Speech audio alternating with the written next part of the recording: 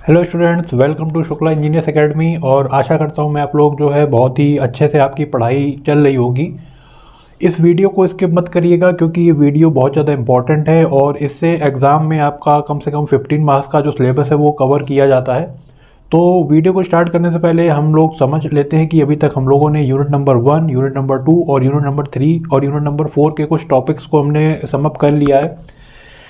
इस जो ये हमारा सेशन है इसमें बहुत ज़्यादा आने की संभावना रहती है प्रश्नों को। और ये जो मोस्ट हम लोग data science and machine learning का कोर्स कर रहे हैं ये बहुत ही ज़्यादा इंपॉर्टेंट, एकेडमिक भी इंपॉर्टेंट है और जो आपका नॉर्मली जो टेस्टिंग वगैरह का कोर्स करते हैं उनके लिए भी कोर्स बहुत ज़्यादा इंपॉर्टेंट होता है।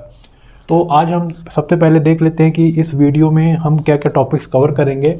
लीनियर रिग्रेशन के बारे में समझेंगे, लॉजिस्टिक रिग्रेशन समझेंगे, डिसीजन ट्री समझेंगे और डायमेंशनली रिडक्शन समझेंगे। हमारी यूनिट है machine learning algorithm. Machine learning algorithm का मतलब है कि एल्गो का मतलब सेट ऑफ रूल्स, जो कि हम कुछ ऐसे प्रोसीजर बना लेते हैं जिसके तहत हमारा कोई भी एक टास्क को परफॉर्म किया जाता है।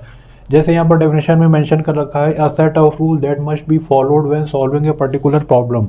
आपको कोई भी टास्क दिया गया, अगर मैं आपसे सिंपली कहूँ कि आपको एग्जाम में अच्छे नंबर लाने हैं, इसके लिए आपको क्या करना पड़ेगा, तो इसका कोई और समाधान नहीं है। आपको केवल और केवल क्या करना पड़ेगा, पढ़ाई पे ही फोकस करना पड़ेगा। ठीक है, तभी आप एग्जाम में अच्छे नंबर ला सकते हैं।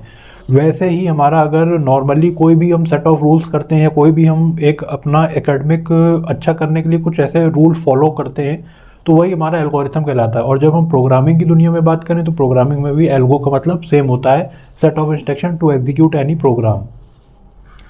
अब यहाँ पर बात करते हैं कि जो हमारी यूनिट है इसमें हम एमएलए के बारे में पढ़ेंगे। एमएलए का मतलब आपका लेजिस्लेटिव असेंबली से नहीं है, चुनाव भी चल रहे हैं, तो आप यहाँ पर एमएलए का मतलब समझिएगा मशीन लर्निंग एल्गोरिथम। एल्गो तो समझ ली हमने। अब हम देख लेते हैं लीनियर रिग्रेशन क्या होता है। देखिए दो चीज़ें होती हैं, लीनियर रिग्रेशन होता है और लॉजिस्टिक रिग्रेशन होता है।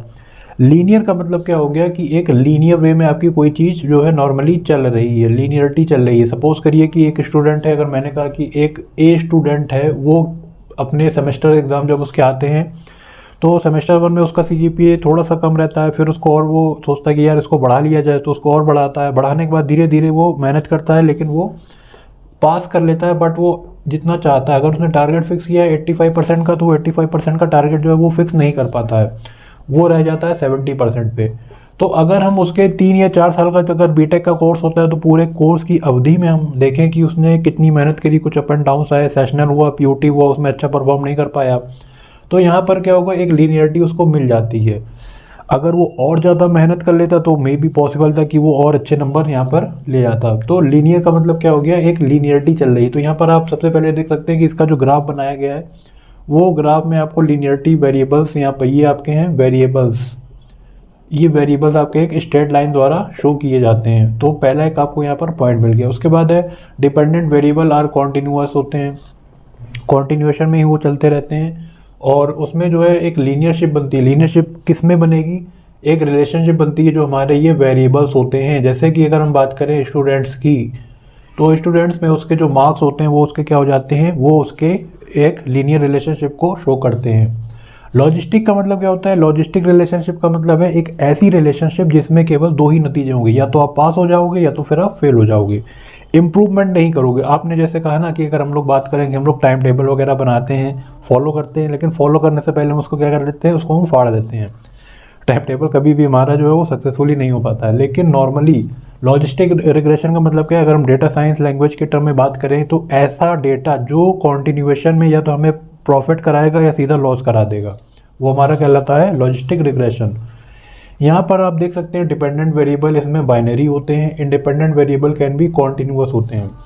इंडिपेंडेंट वेरिएबल जिसपे कोई जो हमारा डेटा है वो डायरेक्ट डिपेंडेंट ना हो, तो वो वहाँ पर कैसे होते हैं, कॉन्टिन्यूअस मैनर में होते हैं। और प्रोबेबिलिटी होती है, प्रोबेबिलिटी आप लोगों ने सभी ने पढ़ी होगी 10th क्लास में। आई थिंक सभी हमारे साथ जो भी ऑनलाइन अभी क्लास कर रहे हैं वो सभी 10th पास करके ही आए होंगे।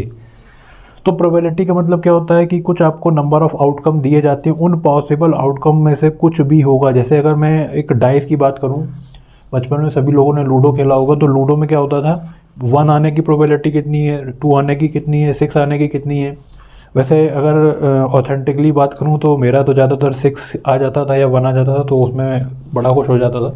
तो यहाँ पर क्या है 6 और 1, वैसे ही प्रोबेबिलिटी है ना, तो पासे में अगर हम बात करें तो 1 से लेकर 6 तक के नंबर होते हैं, या तो 1 आएगा, 6 आएगा, 2 आएगा, 3 आएगा, ठीक है। तो वही है यहाँ पर बात करी गई है कि आपकी प्रोबेबिलिटी इसमें लॉजिस्टिक होगी, या तो पास हो जाएंगे अगर खूब मेहनत करेंगे तो अच्छे से पास हो जाएंगे, नहीं तो फिर सीधे क्या होंगे, बिलो देन एवरेज, यानी कि मोर देन एवरेज भी नहीं होगा, आप वहाँ पर फेल हो जाओगे। तो आई थिंक ये आप लोग समझ गए होंगे कि लीनियर रिग्रेशन और लॉजिस्टिक रिग्रेशन क्या होता है, बहुत ज़्यादा इंपॉर्टेंट है, इसके डिफरेंसेस आप लोग अच्छे से तैयार करके जाइएगा। उसके बाद बात करते हैं, 2 और टॉपिक हम इसमें वीडियो में कवर करेंगे, डिसीजन ट्री और डायमेंशनली रिडक्शन। डिसीजन ट्री का मतलब क्या है, देखिए मैंने यहाँ पर ट्री बनाया हुआ है। ट्री आप लोग सभी समझते हैं, ट्री का मतलब क्या हो गया, पेड़। पेड़ यहाँ पर फूल पत्ती वाला पेड़ नहीं है, बट उसका जो एक स्ट्रक्चर होता है, ट्री का स्ट्रक्चर हमारा कैसा होता है, नॉर्मली आप लोगों ने बचपन में ड्राइंग करी होगी। तो ट्री का मतलब उसकी ब्रांचेस।